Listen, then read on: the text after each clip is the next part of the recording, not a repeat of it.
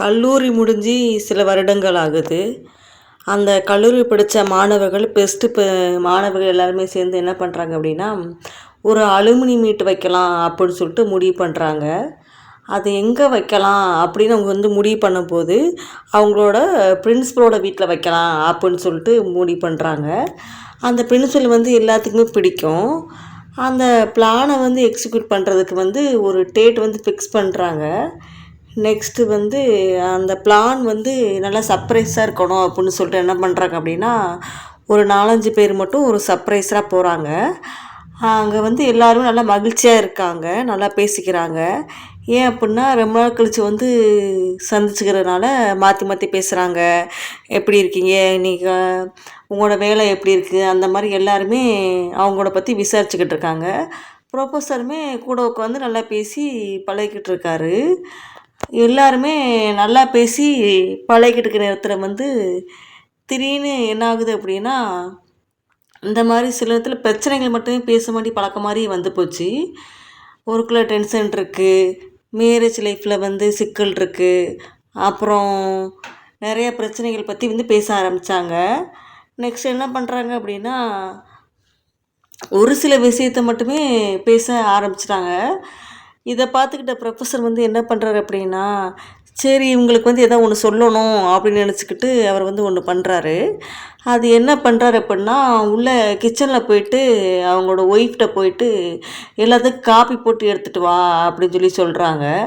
அதே போல் அவங்க ஒய்ஃபுமே காப்பி போடுறதுக்கு போய்கிட்டு இருக்காங்க. அப்போ வந்து அந்த காப்பி போடுற டம்ளரில் வந்து அந்த கப்பு இருக்குது பார்த்தீங்களா, அந்த கப்பு வந்து ஒவ்வொன்றும் ஒவ்வொரு டைப்பில் இருக்குது. ஒன்று ரொம்ப அழகா இருக்குது, ஒரு கப்பு வந்து நல்லா அப்படியே இந்த மாதிரி கோல்டனில் லைன் வந்த மாதிரி இருக்குது, சில பவுல் வந்து கொஞ்சம் நார்மலாக இருக்குது, சில பவுல் ரொம்ப அழகா இருக்குது. இந்த மாதிரி வந்து நிறைய கப்பு இந்த மாதிரி ஒவ்வொரு இதுவும் ஒவ்வொரு டிசைனில் இருக்குது. சில கப்பு வந்து கொஞ்சம் அழுக்காக இருக்கிறாப்புல இருக்குது. அப்புறம் ஸ்டூடெண்ட்ஸ்லாம் பார்க்குறாங்க. பார்த்துட்டு அவங்க சொல்கிறாங்க, நம்ம நிறைய பேர் வந்திருக்கனால எல்லாத்துக்கும் ஒரே மாதிரி கப்பு இருக்காதுல்ல, அதனால இப்படி ஒவ்வொன்றும் ஒவ்வொரு விதமாக இருக்குது அப்படின்னு நினச்சிக்கிட்டு ஒவ்வொருத்தரும் ஒவ்வொரு கப்பை வந்து எடுத்துக்கிறாங்க. எல்லார் கையிலையுமே ஒரு கப்பு வந்து வந்துருச்சு. இப்போ வந்து ப்ரொஃபஸர் வந்து சொல்கிறாரு, என்ன சொல்கிறாரு அப்படின்னா, இப்போ நான் வந்து உங்கள் எல்லார்கிட்டேயும் தான் பொதுவாக தான் எல்லோரும் காப்பி எடுத்துக்கோங்க அப்படின்னு சொல்லி கொடுத்தேன். ஆனால் நீங்கள் எல்லாருமே என்ன பண்ணீங்க அப்படின்னா, அந்த இருக்கிற காப்பி கப்லேயே எந்த கப்பு வந்து அழகா இருக்கோ அந்த கப்பை தான் நீங்கள் சூஸ் பண்ணுறீங்க. உங்களுக்கே அறியாமல் நீங்களே சூஸ் பண்ணி எடுக்கிறீங்க. அப்போ ஸ்டூடெண்ட்ஸ்க்கு வந்து அப்போ தான் தெரியுது, ஆமாம் நம்மளுக்கே தெரியாமல் அந்த இருக்கிறதுல வந்து எது அழகா இருக்கோ அதை தான் எடுத்திருக்கோம் அப்படின்னு சொல்லிட்டு. ஆனால் அங்கே வந்தவங்க வந்து 5 பேர் தான். ஆனால் அங்கே இருந்த கப்பு வந்து 10 காப்பி கப்பு இருக்குது. அப்போ அந்த 5 கப்புமே நல்ல கப் எடுத்துட்டாங்க. அந்த 5 கப்பு வந்து பிளேட்டில் வந்து நார்மலான கப் இருக்குது.